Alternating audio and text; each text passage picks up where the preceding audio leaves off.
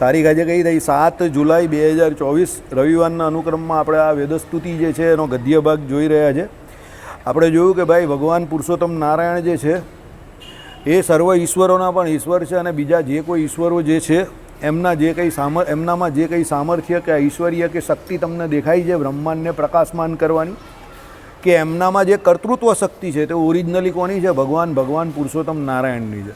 સમજો, વાસુદેવ તમે કેવું કે શ્રી કૃષ્ણ નારાયણ કેવું કે પરબ્રહ્મ કેવું કે પુરુષોત્તમ કેવું કે પરમાત્મા કેવું, એ અક્ષરધામસ્થ જે ભગવાનનું મૂળ રૂપ છે એમનામાં એ સર્વ સામર્થ્ય યુક્ત છે અને બીજા જે કોઈ પણ બ્રહ્માંડના કાર્ય થાય છે બીજા જે કોઈ દ્વારા એને એ સામર્થ્ય ભગવાન જ આપે છે.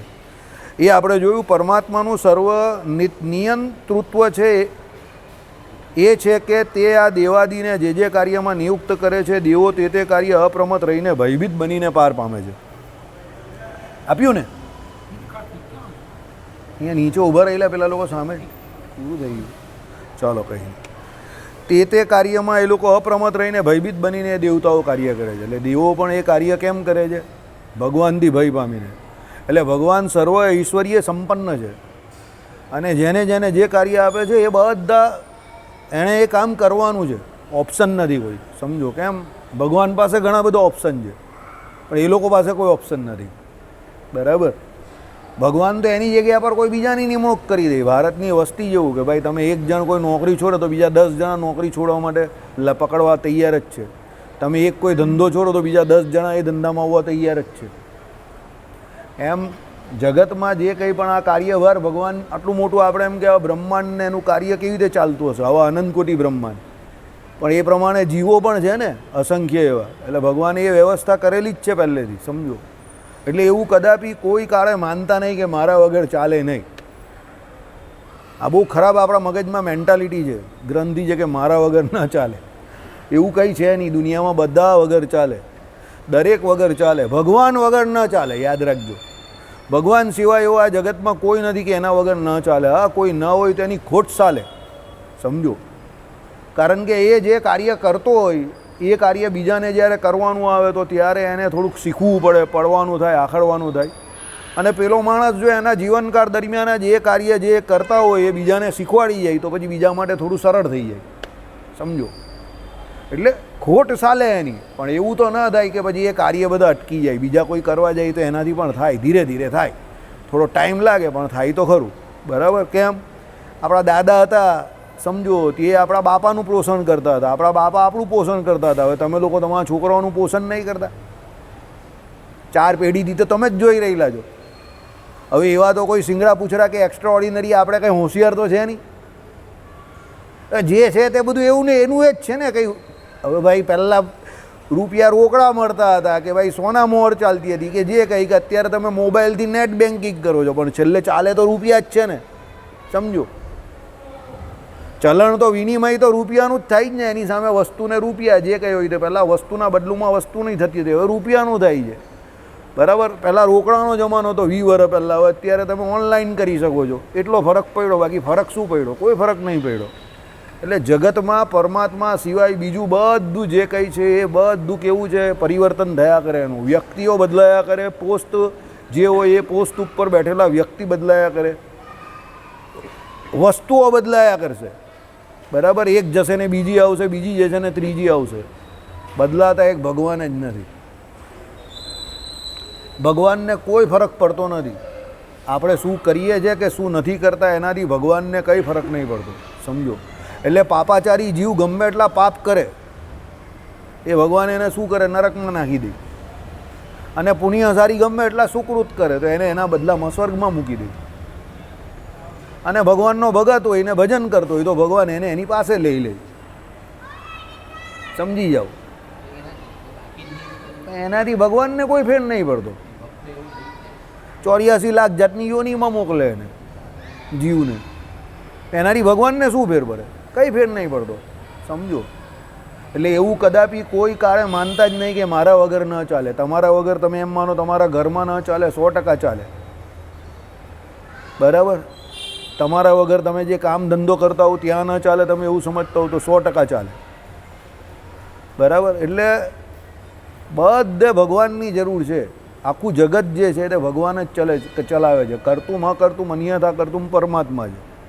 આપણે બધા જ પોતપોતાના કર્મના અનુસારે ભગવાને બેસાડેલા પ્યાદાઓ છે. શતરંજની ગેમમાં પેલા પ્યાદાઓ આવે ને, રાજા હોય તો એને એના હુકમથી ચલવે. સમજો, રાજા જ મરી જાય તો ગેમ પૂરી થઈ ગઈ. બરાબર? તો આપણે એ બધા પ્યાદાઓ છે. એ પ્યાદાઓને ભગવાન પોતપોતાના કર્મને અનુસારે સેટ કરે. એટલે માનપાન કોઈ પણ બાબતનું રાખવું નહીં, સરળ બનવું, જેમ બને તેમ વધારે સરળ બનવું. કાલે આપણે જે પેલા તમને લિંક મોકલેલી એમાંથી ભગવાનના સ્વરૂપનો ને પેલો ભગવાનના ગુણનો પેલો શ્લોક જે છે તે સાંભળો તમે યુટ્યુબ પરથી. 1 કલાક ને 24 કે 25 મિનિટથી શરૂ થાય છે. લગભગ હાફ એન અવર, અડધો કલાક જેવું છે એ વિવરણ. કેવું સરસ વિવરણ છે ભગવાનના, શ્રી કૃષ્ણ ભગવાનના રૂપનું કેવું, સૌંદર્યનું કેવું વિવરણ છે. વરા પીરમ કરીને ચાલુ કરે છે રાધિકાજી અને ગોપીઓના સંવાદથી. વેણુ ગીતમાં જે ભગવાન શ્રી કૃષ્ણના સૌંદર્યની વાત કરેલી છે એ ભગવાન શ્રી કૃષ્ણ, હા કેવા શ્રી કૃષ્ણ ભગવાન, પિતાંબરધારી એ ભગવાન શ્રી કૃષ્ણ. બરાબર? ત્રિભંગી મૂર્તિ એ ભગવાનની, અને વેણું ધારી રહેલા જે ભગવાન. કર્ણિકાનું પુષ્પ ભગવાન એમ કહે કે બંને બાજુ ધારતા હતા. એટલે ગોપીઓને એ પ્રમાણે સિગ્નલ આપતા હતા કે આજે અમે આ બાજુથી નીકળવાના, તો જમણી બાજુ, ડાબી બાજુ, એમ કરીને બંને બાજુ એક જ પુષ્પ બે બાજુ ધારે. કોઈ વખત આ બાજુ ને કોઈ વખત આ બાજુ, એમ કરીને ગોપીઓને સિગ્નલ આપતા હતા. એટલે ગોપીઓ એ બાજુ પોતાના દહીંના મટકા ને દૂધ ને માખણ ને એ બધું વેચવા નીકળી જાય કે અહીંયાથી શ્રી કૃષ્ણ નીકળશે. બરાબર? ભગવાને જે કહ્યું ને, અનંત કોટી કામદેવને લજ્જા પમાડનારું એ રૂપ જે ભગવાનનું છે, બધી ગોપીઓએ ભગવાનને કાંત ભાવે બચતી હતી. સમજો, એક ગોપીઓ, બધી ગોપીઓને એક સરખું સુખ એ ભગવાન આપતા હતા. અને રાધિકાજી અને ભગવાન જે હતા એમાં પણ ભગવાન રાધિકાજીને જોઈ કે રાધિકાજી ભગવાનને જોઈ તો પડે ક્ષણે ક્ષણે એમને એ ભગવાનમાં રાધિકાજીને ભગવાનમાં નવું સુખ આવતું હતું. ઉત્તમો ઉત્તમ, ઘટે જ નહીં. મહારાજે વચનામૃતમાં કહ્યું છે ને કે ભાઈ એ ક્ષણભર પણ ભગવાનનું સુખ પેલો જીવ જો સમાધિમાં ભોગવે તો એને એવું થઈ જાય કે ઓ યુગોથી એ ભગવાનનું સુખ ભોગવી રહેલો છે. એટલું એ ભગવાનની મૂર્તિમાં સુખ છે. સમજો, સુખદેવજી જેવા જે પોતે પોતાના આત્માને વિશે રમણ કરનારા હતા, એ પોતે પોતાની સમાધિને તોડીને એ ભગવાનનું રૂપ, એનો શ્લોક જે ભણ્યા પેલા વ્યાસજીના શિષ્ય, એમને એવી ઈચ્છા થઈ ગઈ કે ના, સુંદર તો બહુ છે. આના રૂપના જે વખાણ કરેલા છે આ શ્લોકમાં, તો સુંદર તો બહુ છે. એમાં બે મત કે એનામાં સુંદરતા તો છે જ, સૌંદર્ય તો છે જ એનું. કેમ? સૌંદર્યાતિશાળી એ પરમાત્માને વિશે વિશેષણ છે. સૌંદર્યાતિશાળી ભગવાનનું રૂપ કેવું છે? તો સર્વરસ સર્વગંધ અનવધિકાતિશય. બરાબર? ત્રિકાળ બાધિત સચ્ચિદાનંદ રૂપ છે ભગવાનનું. કે ભાઈ એ સત, ચિત અને આનંદ ત્રણે ભગવાનમાં એક સાથે રહેલા છે, એવી એ ભગવાનની મૂર્તિ છે. બરાબર? એટલે એ પરમાત્માના રૂપને લગતો એ જે શ્લોક, એને સાંભળીને એમને થઈ ગયું ના, સુંદર તો છે, પણ જગતમાં એવા ઘણા વ્યક્તિઓ છે જે સુંદર તો હોય પણ એનામાં ગુણ ન હોય. પાછા સમાધિમાં ચાલ્યા ગયા. સુખદેવજી પાછા સમાધિમાં ચાલ્યા ગયા કે ના, સુંદર તો છે, ચાલો માનીએ છે. સગુણ બ્રહ્મ જેને કહે છે લોકો, સુંદર તો છે. પ્રત્યક્ષ પરબ્રહ્મ જેને કહે છે, સુંદર તો છે. પણ સુંદર છે એનાથી શું? ગુણ હોય તો. બરાબર? કારણ કે એની તો નિર્ગુણ બ્રહ્મની ઉપાસના હતી ને. એવું કહે છે લોકો. આપણે તો નહીં વાંચ્યું કોઈ જગ્યા પર, પણ એવું કહે છે કહેનારા. સમજો, અને હશે આપણે સુખદેવજી જેવી સ્થિતિ તો આપણી થઈ નથી એટલે આપણે કાદી ખબર. પણ પછી એના પછીનો શ્લોક જે કયો, એમના ગુણવાળો, અનંત કલ્યાણકારી ગુણવાળી એ ભગવાનની મૂર્તિ. તો કેવા કલ્યાણકારી ગુણ? તો ભાઈ બકાની બેન, બકી એટલે કોણ? માસી પૂતના. એણે ભગવાનને પોતાના શરીર ઉપર એમ કહે કે એટલે સ્તન ઉપર ઝેર એટલે પોઈઝન, કાલકૂટ વિષ એ ધરાવીને ભગવાનને એમ કહે કે પાન કરાવ્યું, તો પણ ભગવાને એને એની માતા જેવું એમ કહે કે સુખ આપ્યું, ગોલોકધામનું આપ્યું. આવા ગુણ છે, આવા એ ભગવાન દયાળુ છે. આવો કારુણ્ય નામનો ગુણ એ ભગવાનમાં છે. આટલું એ ભગવાનમાં સૌશીલ્ય છે, આટલી સરળતા છે. આપણે કોઈ વ્યક્તિ કંઈ બોલી ગયો હોય તો આપણે એને કેવો આમ નજરમાં ને દાઢમાં રાખીએ. બદલો લેવાની આપણી કેવી ભાવના. ભગવાને જો એની જોડે બદલો પણ લીધો તો એને પોતાના સ્વરૂપનું, પોતાના રૂપનું સુખ આપ્યું પોતાના ધામમાં.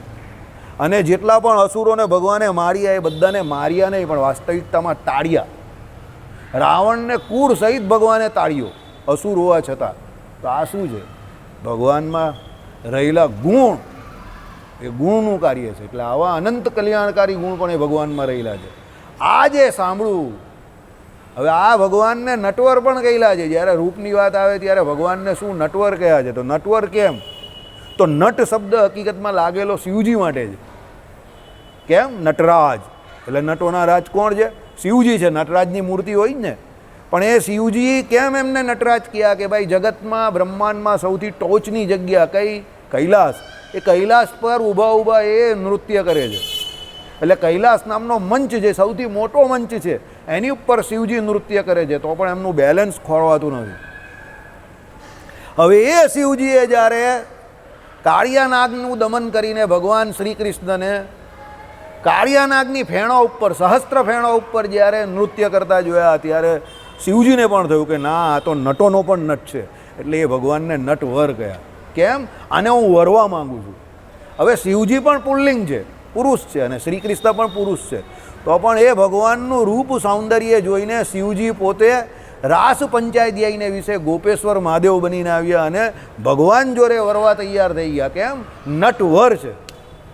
એટલે એ નટ જે છે તે તો વરવા યોગ્ય છે એવા ભગવાનને કયા? શ્રી કૃષ્ણને. આટલું આ ભગવાનનું રૂપ. વેણું, તે વેણું શું છે? તો કૃષ્ણ ઉપનિષદને વિશે એ વેણું જે છે એને શિવજીનું જ રૂપ કહ્યું છે. શિવજી વેણું બનીને આવેલા. તે વેણું શું છે? તો સતત એ ભગવાનના અધરામૃતને પી રહેલું છે. તો એ વેણું જે છે, વેણું શબ્દ સંસ્કૃતમાં પુલ્લિંગ છે. આપણે ગુજરાતીમાં વાંસળી કહીએ, પણ સંસ્કૃતમાં એને પુરુષવાચક શબ્દ કહ્યો છે, પુલ્લિંગ. તો પેલી ગોપીઓ જે છે તે જીવ બાળી રહેલી છે કે ઓહો, આ વેણું જે છે તે કેવી છે. સતત એ શ્રી કૃષ્ણના અધરામૃતનું પાન કરી રહેલી છે. ગમે તે હોય એની પર ઈર્ષ્યા થાય છે ને, પણ શું કહે છેલ્લે? ભાગ્યશાળી છે. કારણ કે એ શ્રી કૃષ્ણનો સતત સ્પર્શ છે એને. અને એનો સ્પર્શ કયો પાછો? શ્રી કૃષ્ણના હોઠનો સ્પર્શ.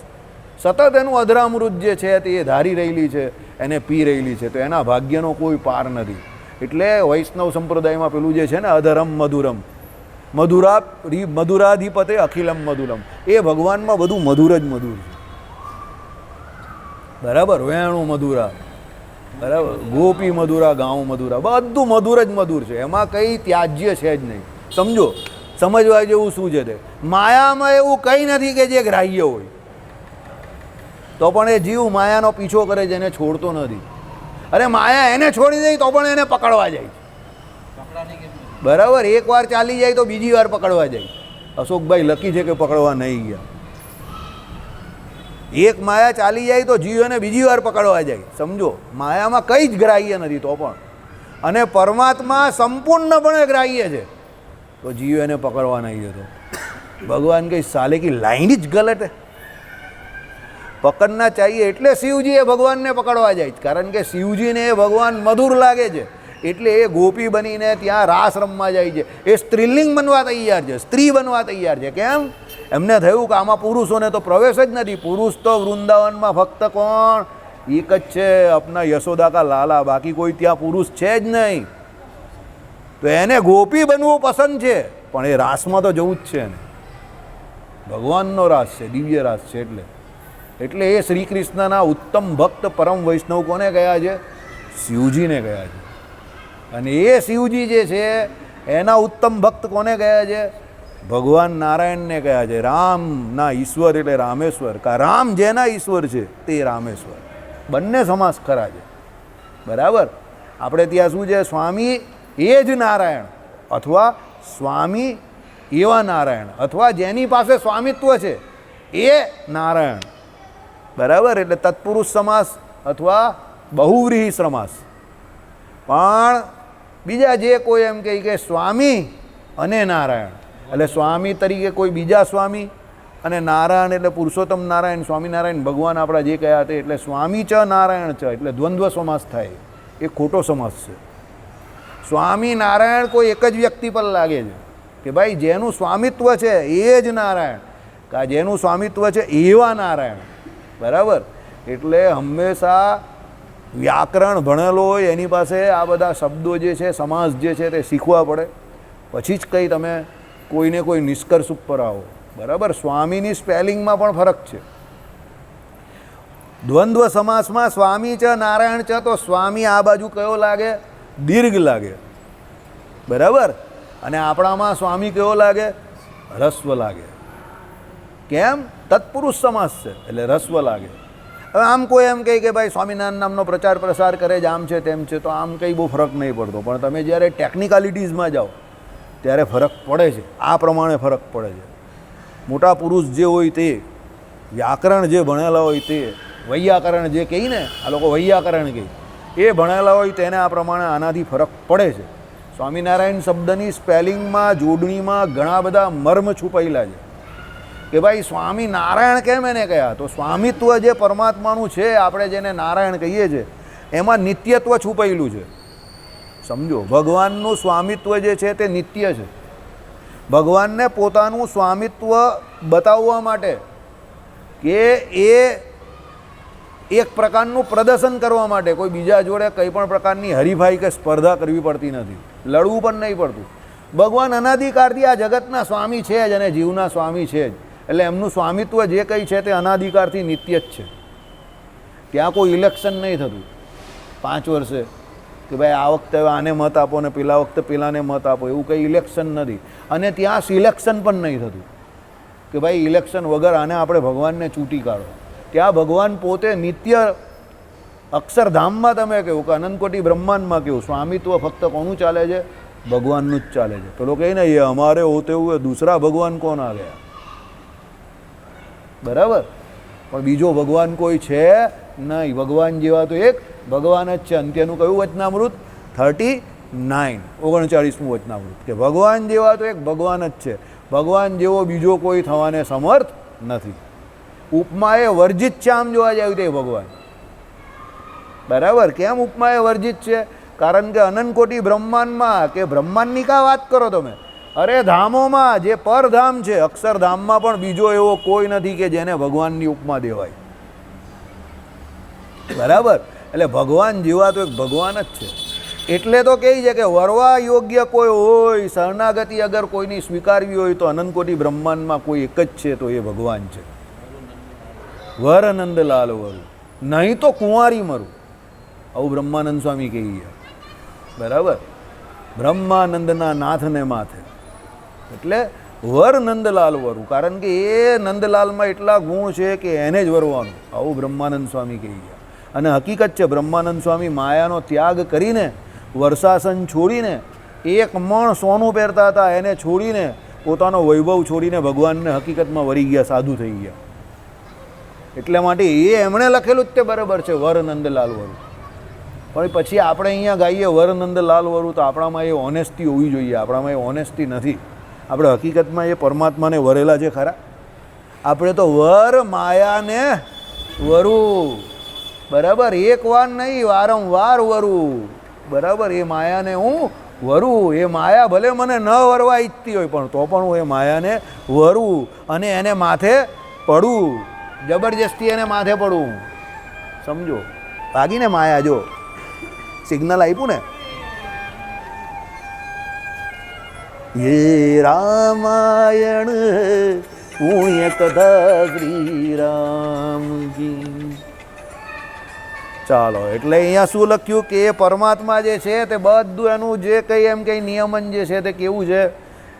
કાયમ માટેનું છે. અને બધાની નિયુક્તિ એ જ કરે છે. મરચા આવી ગયા તારા, જો પેલો વાગ્યો છે ને જીગર, એટલે બહુ ફટાફટ. ચાલો,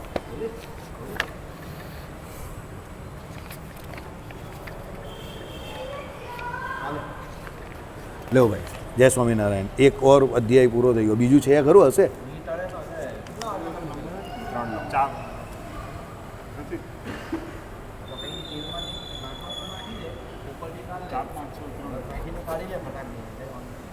દાજેની જોજે, એને કે છાણકો ઉઠશે અંદરથી. ઉતાવળીઓ છે, કુરિયા કહેવાય એને. ચાલે એને કે છમછમિયા થશે અંદર, મરચા એટલે ઉડશે. આંગળી નાખી દેજે અંદર, જોયો તો હા ચેક કરીએ ગરમ છે કે નહીં તેલ. શું બેસે છે તમે નહીં નાખો.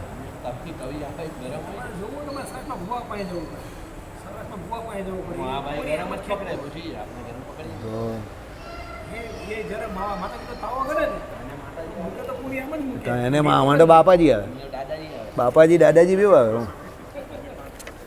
ચાલો એક પાનું આમાં એ લાગે 151માં આવ્યું, પેલામાં જો નહીં છેલ્લું 150મું છે. આયરું બચેલું મેં કહ્યું ને, એક પાનું બચેલું છે. ઓકે. હવે અને એ નિત્ય મુક્ત એવા ભગવાન પુરુષ રૂપ એવા જે તમે તમારી જ્યારે માયા સાથે જોવે કરીને વિહાર થાય છે ત્યારે તમારી કાર શક્તિએ કરીને ક્ષોભ પામ્યા જે દેહ ઉપજવાના કારણ એવા જીવોના, આમાં જીવું લખેલું છે ને પેલી ગામડાની ભાષા જીવોના, બોલે જીવોના આપણા ગામડાની ભાષા નહીં બોલે જીવું એવું લખેલું. આખી આ બધું ભાષા આખી આમાં આખી ગામડાની ભાષા છે. જો તમને કહું જોવે કરીને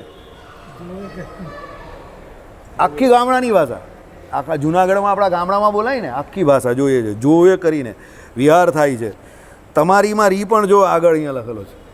બહુ સ્પેલિંગ મિસ્ટેક છે પણ હવે આદત પડી ગઈ એની, બરાબર. જેમ ગ્રહસ્થને એને પત્નીની આદત પડી જાય ને પત્નીને પતિની આદત પડી જાય, એને ખબર જ હોય. હા એટલે એને એ ખબર હોય કે મારો પતિ નક્કામો છે, બરાબર, વનસ્પતિ કરતાં પણ જાય એવો છે. તો પેલી બિચારી એમ કહે કે ચાલી ભાઈ હવે ચલાવની, ટ્રેક્ટરનું ટાયર આપણે લેવા ગયેલા અને આવી ગયું સ્કૂટરનું, ચલાવો હવે જે હોય છે. અને આ લોકોને બી બિચારાને એવું હોય કે ભાઈ ચાલ ભાઈ આપણે બી એવું જ છે તો હવે ચલાવ્યા કરો, જ્યાં સુધી એવી રીતે બંનેમાં ને ચાલ્યા કરે. પણ જે દિવસે કંઈ ખાટું મોડું થાય અને બેમાંથી કોઈ એકને એવું થઈ જાય કે હું ટ્રેક્ટરનું ટાયર છું ને આ સ્કૂટરનું છે, પછી સમજી લેવાનું જય સ્વામિનારાયણ. પછી ગાડીમાં કોઈ બી એકની ગાડીમાં પંચર પડે કે આ ટાયર બદલવું પડે, બરાબર. ચાલો એટલે શું છે કે ભાઈ વખત વિચાર કરે કે આ સત્સંગમાં કઈ વાત આવે છે. અમારા સત્સંગમાં આવી વાત આવે, અમારો બરો દિવ્ય સત્સંગ એકદમ બરાબર. એટલે શું કહ્યું કે એ ભગવાન સઈક્ષત વચનામૃતમાં ભગવાને જે કહ્યું ને એ પ્રમાણે એ ભગવાને શું કર્યું, માયા સામે જોયું. એટલે ભગવાન સદા સાકાર છે. જોઈ તો શું છે કે ભાઈ ભગવાનને જોવું એટલે મોઢું હોય, આંખ હોય તો નાક પણ હોય, કાન પણ હોય. તો એકલું શરીર તો હોય નહીં પેલા રાહુ ને કેતુની જેમ કે એકલું માથું છે પેલા રાહુ ને પેલું શરીર જે છે તે કેતુ છે, એવું તો છે નહીં. એટલે ભગવાન શું છે, સંપૂર્ણપણે મૂર્તિમાન છે અને સદાને માટે મૂર્તિમાન છે. એટલે એ ભગવાન સાકાર છે, સદા સાકાર છે અને દિવ્ય છે, સચ્ચિદાનંદ મૂર્તિ છે ભગવાનની. તો એ ભગવાન પોતે સંકલ્પે કરીને એમ કહે કે માયા સામે જોઈએ. શું સંકલ્પ કરે છે? જગતની ઉત્પત્તિ કરવાનો. તો એ ભગવાન જ્યારે એ માયાને જોઈ છે ત્યારે કાર શક્તિએ કરીને ક્ષોભને પામ્યા જે દેહ ઉપજવાના કારણ એવા જીવના પૂર્વ કર્મ તે સંગાતે જોડાતા એ જે સ્થાવર જંગમ જાતિના દેહયુક્ત જીવના સમૂહ તે થાય છે. સમજો ભાઈ શું થાય છે? ભગવાન જ્યારે એની સામે નજર કરે છે, માયા સામે મૂળ પુરુષ રૂપે કરે છે, આમાં જે આવ્યું ને એ પ્રમાણે. એટલે એ માયામાંથી શું છે, સ્થાવર જંગમ રૂપે કરીને આખી સૃષ્ટિ થાય છે. સ્થાવર એટલે કઈ? આ ભગવાનની સ્થાવર, આ સ્થિર જે છે ને તે, આ હલતી નથી બિચારી. અને જંગમ એટલે તમે બધા જે છે તે જંગમ, દોડતા ને દોડતા જ રહો, બરાબર. એમાં જંગમમાં પણ કેવું કે બધા ભગવાને બધામાં અલગ અલગ પાવર મૂકેલો છે, બરાબર. કાઠિયાવાડીમાં એવા જંગમ કે લોકો કાઠિયાવાડથી અહીંયા સુધી આવી ગયા તો પણ અહીંયા પણ ચેન નથી એ લોકોને, આમ તેમ ભાગ્યા જ કરે, બરાબર. અમારો સુરતી જે છે તે બિચારાને અહીંયાથી તમે કહો કે નાકા પર જવાનું, તે કામ કરીને પેલો ભાઈ પેલા જાય છે, જો પહેલાં નાકા પર જાય જરા બૂમ પાડની કાં મોબાઈલ કરી દે, ભાઈ આ ત્યાંથી લાવવાનું છે જરા લેતો આવજો. પણ એ બિચારો શરીરને એના જરા પણ હલાવે નહીં, બરાબર. દરવાજો બંધ કરવાનો હોય તો અડધો કલાક એ લોકોની રાહ જોઈને બેસે કે કોઈ આવે ને દરવાજો બંધ કરીએ, સમજો. પણ એ ઊભો થઈને દરવાજો બંધ કરવાની છે, બરાબર.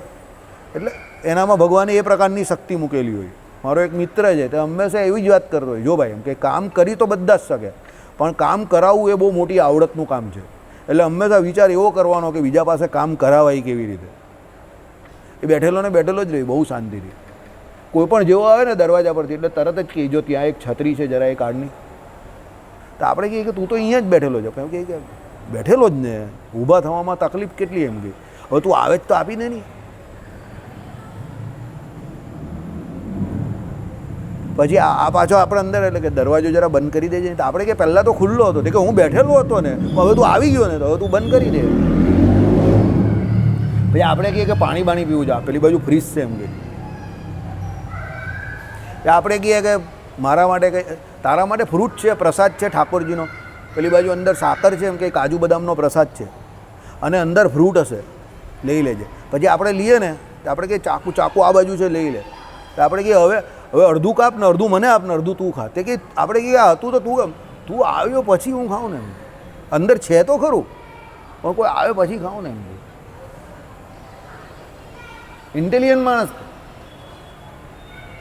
જીવનો બહુ મોટો બાજુ હે, એને એવું નહીં મળે કે કોઈ ખાઈ જશે. આપણે કહીએ ને કે આ બીજું પણ પડેલું છે, લઈ લઈને આપણું જ છે. આપણે કોઈ બીજાનો હોય તો એ ચિંતા નહીં કરવાની એમ કે અત્યારે આપણું છે ને લઈ લેવાનું એમ કે. આપણે કે આ તારા શ્રીખંડ પડેલો લઈ લેવાનો ને એમ કે, મીઠાઈ લઈ લે ને એમ કે, મંદિરની જ છે, શ્રીનાથજીનો પ્રસાદ છે, લઈ લેવાનો. આપણે કોઈ બીજાનો હોય તો એ બીજાનો હોય ત્યારની વાત ત્યારે એમ કે, અત્યારે તો આપણી પાસે છે એટલે આપણો છે એમ કે, લઈ લેવાનો. એને એની મમ્મી બહુ કાઢ દે એમ કે આ સાલો એમ કે જે હોય તે લઈ લેવાનો એમ કે, બિંદાસ માણસ, કોઈ ચિંતા જ નહીં એને એ બધી. બરાબર, મોજીલો માણસ. હા, એને દાન કરવું હોય ને પૈસા નહીં હોય ને, લાવની જરા અહીંયા આપણું દાન કરવાનું, દાન કરી દે, શાંતિથી દાન કરી દે. આપણે પૈસા કંઈ નહીં એમ કે દાન થઈ ગયું ને એમ કે, ચિંતા નહીં કરવાની, બીજાના પૈસા બી દાન કરી દે. છે કે નહીં બોલ? દુનિયામાં કેવા પ્રકારના માણસ હોય તમે વિચારેલા નહીં એવા માણસ છે ને. પાછો પૈસાવાળો માણસ પણ અમુક ફરી પૈસા નહીં હોય ખિસ્સામાં કે આ ગૌશાળામાં એમ કે પૈસા લખાવાના જ બહુ દિવસથી માઠું કાઢી તઈ પાસે છે એમ કે 200-500 રૂપિયા. આપણે કે છે ને મારી પાસે તો હોય જ એટલા, તે કરી દે નહીં જરા એમ કે, પછી આપણે જોઈ લઈશું. પછી જોઈ લઈ ખરો પણ ક્યારે જોઈએ કંઈ ઠેકાણું નહીં. પછી પણ આપણું દાન થઈ જાય એના ભેગે. હવે સિગરેટ બીડી પીએ એવો કંઈ નહીં પાછો, હે એને કુસંગ એવો કંઈ નહીં મળે. માણસો બિંદાસ એમ.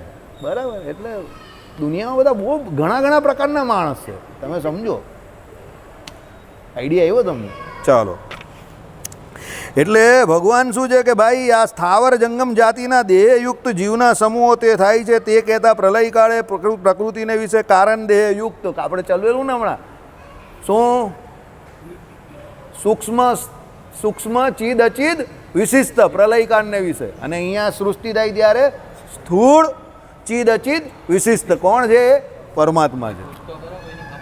શું સૂક્ષ્મ એટલે શું? પ્રલયકાળને વિશે આ બધા કારણ શરીરે યુક્ત જે જીવ હોય માયાના ઘરમાં, ગર્ભની અંદર, તો એ ગર્ભની અંદર માયાના જીવ રહે, એની અંદર એ જીવને વિશે પરમાત્મા અંતર્યામી પણ રહેલા જ છે. તો ત્યારે ભગવાન કેવા છે? સૂક્ષ્મ ચિદ અચિદ વિશિષ્ટ, કારણ કે સૂક્ષ્મ રૂપે રહેલા છે ને પ્રલયકાળને વિશે. પછી જ્યારે સૃષ્ટિ થાય એટલે મોટું બ્રહ્માંડ થઈ જાય, આપણા જેવા કેટલા બધા જીવ બધા હરતા ફરતા થઈ જાય, તો એ ભગવાન કેવા છે? સ્થૂળ ચિદ અચિદ વિશિષ્ટ છે. એ તકલીફ છે? હા, ના એટલે મને એવું લાગ્યું કંઈ તકલીફ છે એટલે હું જોઈ લેજો, કંઈ તકલીફ નહીં હોય તો મને. ઓકે, હા એ તો છે જ. ચલો, એટલે એ પ્રમાણે દેહયુક્ત થકા લીન વર્તા એવા જે જીવ તે સૃષ્ટિકારે પ્રકૃતિ થકી પોતપોતાના કર્મને અનુસરે સૂક્ષ્મને સ્થૂળ દેને પામ્યા થકી ઉત્પન્ન થાય છે. આવી ગયું ને? એ જ ભગવાન, એટલે એ જ જીવ જે છે તે જે એમ કે માયાના ગર્ભને વિશે સૂક્ષ્મ રીતે પડી રહેલા હોય છે, એ જ બધા જીવ જે છે. તું આગળ આવો ફકીર મોહમ્મદ, તું આગળ આવો, શીખશે ક્યારે તત્વજ્ઞાન? રોજ બેસી રહી છે, મોડો આવે છે સભામાં. આવ નહીં, તને આ તત્વજ્ઞાન આવડવાનું નથી કોઈ દિવસ, સમજજે. તારા બાપાને પૂછ, એમને પૂરેપૂરું આવડે જ કે નહીં, એનો દમ નીકળી જાય તો તને ક્યાંથી આવડવાનું? તો વહેલા આવીને બેસી જવાનું. તત્વજ્ઞાન હંમેશા સભામાં શીખશે તો જ આવડશે, અને એનો અણગમો રાખશે તો આખી જિંદગી ના આવડશે. સમજજે, અણગમો ન રાખવાનો, આવી જવાનું.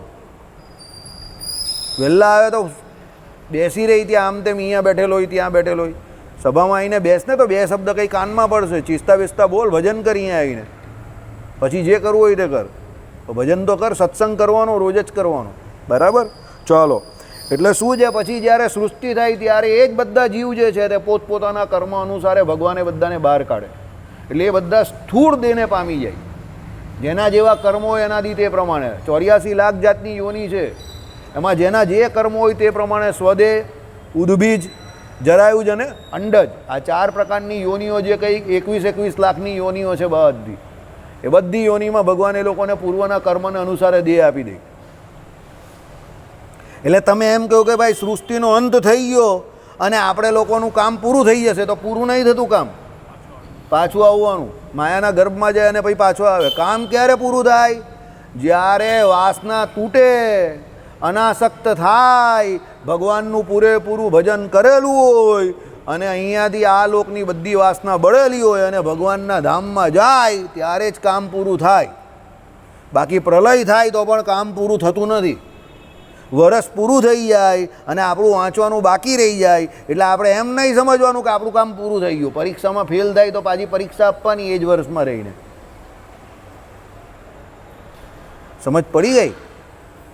એટલે એમ નહીં માનવાનું કે ભાઈ આપણે તત્વજ્ઞાન ન શીખીએ ને આપણો સમય નીકળી જશે તો કામ થઈ જશે. એ શીખવું પડશે, આજે નહીં ને કાલે. બરાબર? એનાથી છો જ નહીં રાખવાનો કે એનાથી ડરવાનું નહીં. આવીને સભામાં પહેલાં બેસી જ જવાનું. આ ઉંમરમાં શીખાશે, સમજો. આ ઉંમરમાં શીખે જ તો હું આ ઉંમરમાં શીખું છું. બધી ઉંમર શીખવાની છે. વિજયભાઈ 52 વર્ષે શીખે જ. જો કોઈ શરમ છે? પેલા કાકા 72 વર્ષના જ જોઈ લે. તમે કેટલા 72 કે 73? 75 પૂરા થઈ ગયા. લેવો સિલ્વર જ્યુબિલી નહીં આવે તો પેલી જ્યુબિલી કઈ કહેવાય એના પછીની? Platinum jubilee. પ્લેટિનમ જ્યુબિલી કઈ જ ને કઈ? હા, પ્લેટિનમ જ્યુબિલી છે. ગોલ્ડન તો મારી બી પૂરી થઈ ગઈ. આ તો પ્લેટિનમ જ્યુબિલી છે, સમજો. તો પછી ને તું હજુ કેટલા 17 વર્ષનો જ લે, 17 વર્ષનો જ. એમાં તો એને આળસ આવે છે. ચાલો, એટલે શું કહ્યું કે એ પ્રમાણે એમ કહે છે સૂક્ષ્મ દેહ જે છે એને સ્થૂળ દેહને પામ્યા થકી ઉત્પન્ન થાય છે. તે તમે કેવા છો તો સ્વરૂપ સ્વભાવાદિ કે કરીને પ્રકૃતિ અને પુરુષાદિક થકી વિલક્ષણ છો. ભાઈ આટલી મોટી ભગવાન ઉપાધિ કરે, સમજો. આટલા મોટા બ્રહ્માંડોની રચના કરે, અનંત કોટી બ્રહ્માંડવા તમને દેખાય. એ જીવ પ્રત્યે અંદર રહે. એ દેવતાઓથી માંડીને કીટ સુધીના બધા જીવની અંદર પરમાત્મા અંતર્યામી પણ રહે. એ દરેક જીવને એના કર્મનું ફળ આપે. 14 લોકનું બ્રહ્માંડ, એની નીચે પાછા 28 પ્રકારના શું કયા છે? નરકો. એ નરકોને વિશે યમયાતના પેલા જીવોને, પાપી જીવોને પેલા યમરાજા આપે. અને ત્યાં પણ ભગવાન તો રહેલા જ છે. તો પણ એ ભગવાનને સ્વરૂપથી કે સ્વભાવથી જરા પણ કોઈ પણ પ્રકારનો વિકાર થતો નથી, ફરક પડતો નથી. આઈડિયા આવી ગયો? એટલે એ ભગવાન દરેક જીવ પ્રત્યે રહે, સમજો. પણ એ જીવે કરેલા પાપ કર્મ કે પુણ્ય કર્મ એનાથી ભગવાન જરા પણ લેપાતા નથી. નિર્લેપના નિર્લેપ જ રહી છે. એટલે તમારું તમને જ ભારી. કરતા જે છે તે જ ભોગતા છે. એટલે જીવે કરેલા કર્મનું ફળ એ જીવ જ ભોગવવાનું છે. ભગવાન તો એમ્પાયર છે. તમે સારા કર્મ કરશો તો આમ કરીને ઈશારો કરશે, ને તમે ખરાબ કર્મ કરશો તો આઉટ, ચલ જા. લક 84 અને નરક યાતના. ભગવાન એમ્પાયર છે. પણ શાસ્ત્રો દ્વારા, સત્પુરુષ દ્વારા, સત્શાસ્ત્રો દ્વારા એ ભગવાન તમને શીખવાડે છે કે આ થાય અને આ ન થાય. વિધિ નિષેધરૂપ ધર્મોનું ભાન આપે છે તમને. પછી તમે એમ કેવું કે ભાઈ મને ન ખબર પડી, તો ભગવાન કહે મેં તો શાસ્ત્રો બનાવેલા ને, પહેલેથી છે જ ને અનાદિ, સમજો. હવે અનાદિ કોઈ કાળે ક્યારે કોણે બનાવ્યા તો ભગવાન જ જાણે, પણ શાસ્ત્રો છે જ ને, ભગવાન જ આપે છે બ્રહ્માજીને જ્યારે સૃષ્ટિ થાય ત્યારે. તો એ શાસ્ત્રો દ્વારા, સત્પુરુષ દ્વારા આપણે જાણવાનું છે કે વિધિ નિષેધરૂપ ધર્મ, સાર અસારરૂપ ધર્મ શું છે, શું કરવાનું ને શું ન કરવાનું. બરાબર? અને પછી આપણે અધર્મને વિશે વર્તીએ તો એ ભગવાન આપણા માટે જય સ્વામિનારાયણ, સમજો. એટલે ભગવાન વાસ્તવિકતામાં જોવા જાય તો ભગવાન કોઈના માટે ક્રૂર પણ નથી અને ભગવાન કોઈના માટે અતિશય દયાળુ પણ નથી. ભગવાન આમ જ દયાળુ છે. ગુણ કયા બધા? પણ વ્યક્તિગત રીતે કોઈના શત્રુ નથી ને કોઈના મિત્ર નથી, કે કોઈના પ્રત્યે વ્યક્તિગત રીતે ક્રૂર નથી, કે કોઈના પ્રત્યે ભગવાન કોઈ પક્ષપાત નહીં કરતા. પણ પેલા જીવના કર્મ એને અનુસારે કર્મફળ પ્રદાતા ઈશ્વર ચાલે ને. એ તો એવું હોય જ ને, સમજો. બારને બાવળીઓ રોપ્યો હોય તો પછી બાવળમાં કાંટા વાગવાના. આંબો વાવ્યો હોય તો કેરી ખાવાની મળે. એટલે ભગવાન તો ન્યાય જ કરે છે. કોઈની જોડે ભગવાન અન્યાય નહીં કરતા. એટલે આપણે એમ વિચારીએ કે ના, ભગવાન મારી સામે જ નહીં જોતા અને મને કંઈ સુખી નહીં કરતા અને મને પરીક્ષામાં માર્ક્સ ઓછા આવે છે, કાયમ હું મહેનત કરું જ તો પણ તેમાં ભગવાનનો વાંક નહીં હોય. વાંક કોનો હોય? આપણો હોય. આપણી મહેનતમાં, આપણા પુરુષાર્થમાં ખામી હોય. આપણે પુરુષાર્થ વ્યવસ્થિત કરીએ તો ભગવાન એનું ફળ આપે. આપણે પુરુષાર્થમાં જ ખામી હોય તો પછી ભગવાન ક્યાંથી ફળ આપે? બરાબર? એટલે પરમાત્મા એ પ્રકૃતિ અને પુરુષ એટલે એ માયા અને જીવ બંનેથી કેવા છે? ટોટલી જુદા છે. કારણ કે પુરુષ અને પ્રકૃતિ દ્વારા ભગવાન સૃષ્ટિ કરે છે અને એની અંદર રહી પણ છે, એનું નિયમન પણ કરે છે, પણ બંનેથી ભગવાન જુદા છે. કેવી રીતે જુદા? આ ક્રિકેટ મેચના એમ્પાયર જેવું. ભાઈ એક બોલિંગ પક્ષ છે અને એક બેટિંગ પક્ષ છે. પેલી બાજુ જેમ કોણ છે? પુરુષ અને પ્રકૃતિ છે. એ જ પ્રમાણે એકને આઉટ કરવા છે અને બીજાને રન કરવા છે. એમ્પાયર શું કરે છે? રન ડિક્લેર કરે છે અને આઉટ ડિક્લેર કરે છે. પણ વાસ્તવિકતામાં એમ્પાયરને બંને પક્ષના કોઈ ખેલાડી જોડે કોઈ લેવા દેવા નથી, એની ફી લઈને ચાલ્યો જાય. તેમ પરમાત્મા શું છે? સૃષ્ટિ કરે છે. જે વિષયી જીવ છે તે વિષયી ભોગ કરે છે, પાપાચાર કરે છે અને નર્કમાં જાય છે. જે સત્કર્મી છે તે ધર્મનું આચરણ કરીને યજ્ઞ યાગાદિક કરાવીને એના ફળ રૂપે સ્વર્ગમાં જાય છે. જે ભગવત ભક્ત છે તે ભગવાન સંબંધી નિષ્કામ કર્મયોગી બનીને એ પોતે પોતાના જે કોઈ ભગવાનના ભક્તિરૂપ જે કર્મ છે એ કરીને ભગવાનના ધામમાં જાય છે. પણ ભગવાન આમાં કોણ છે? એમ્પાયર છે. એમ્પાયર અને ભગવાનમાં એક ફરક છે. એમ્પાયરે આ બધું કંઈ ઉત્પન્ન નહીં કર્યું, આ બધું એને આપેલું છે, એનો જોબ છે. ત્યારે ભગવાને તો બધું જાતે કરેલું છે. અભિન્નનો નિમિત્ત ઉપાદાન કારણ ભગવાન જ છે. મેદાન પણ ભગવાનનું છે. આ જગ્યા જ્યાં આપણે છે તે ભગવાનની જગ્યા છે, બરાબર. અને પોતે પોતાના શરીર એટલે જીવ અને માયા દ્વારા જ ભગવાન ઉપાદાન કરે છે સૃષ્ટિનું. એટલે બધું ભગવાનનું જ છે. તમારું ને મારું કંઈ નથી. ભાડા પટ્ટે અહીંયા રહેવા આવેલા છે. આપણે શું કહીએ છીએ? મારું મારું મારું મારું કરીને એમાં તારું નથી તલભાર કહે છે ને આપણા વડીલો. ભજનમાં આવે છે ને આવું, બરાબર. એમાં તારું નથી તલભાર. કેમ? આપણે જઈએ છીએ ત્યારે ખાલી હાથ આયા એ ખાલી હાથ જાયેગા, કંઈ લઈને કોઈ જતું જ નથી, સમજો, બરાબર. આપણે શું છે? મારું મારું કરીને મરી જવાના આમને આમ. એટલે કહેવાનું તાત્પર્ય શું છે? બધું ભગવાનનું જ છે અને ભગવાનનું જ રહેશે. અને એ ભગવાન જે છે તે જીવ અને માયા બંનેથી કેવા છે? વિલક્ષણ છે, જુદા છે, સમજો. એ જુદાપણું જે છે એ જ જાણવાનું છે, એ જ પરમાત્મા છે, એને જ ઓળખવાના છે અને એની શરણાગતિ આ જીવે સ્વીકારવાની છે. તો એ જીવ ભગવાનનો શરણાગત થશે તો મોક્ષને પામશે. આ માયાના ચક્કરમાંથી, જન્મ મરણના ચક્કરમાંથી બહાર નીકળી જશે. એ જ ભગવાનને ઓળખવાના છે કે આ ભગવાન આવા છે, બરાબર. ચાલો, એ સર્વથી ઉત્કૃષ્ટપણે વર્તો છો. એ દરેકથી ઉત્કૃષ્ટ છે ભગવાન. માયામાં પણ ભગવાન જેવું કોઈ નથી અને જીવોમાં પણ, ચેતનોમાં પણ ભગવાન જેવું કોઈ નથી. એટલે જળમાં પણ ભગવાન જેવું કોઈ નથી અને ચેતનોમાં પણ ભગવાન જેવું કોઈ નથી. ભગવાન જેવા તો એક ભગવાન જ છે. ઉત્કૃષ્ટ છે. સર્વોપરી કેમ ગયા ભગવાનને? લોકો સર્વોપરી સર્વોપરી કર્યા કરે, પણ સર્વોપરી શબ્દનો અર્થ શું છે? સર્વના ઉપરી કેવી રીતે કયા? તો સ્વરૂપથી, સ્વભાવથી, ગુણથી, વિભૂતિથી, સામર્થ્યથી, ઐશ્વર્યથી, અનંત કોટી બ્રહ્માંડમાં આ ભગવાન જેવો કોઈ નથી. એટલે એ ભગવાનને સર્વના ઉપરી કયા.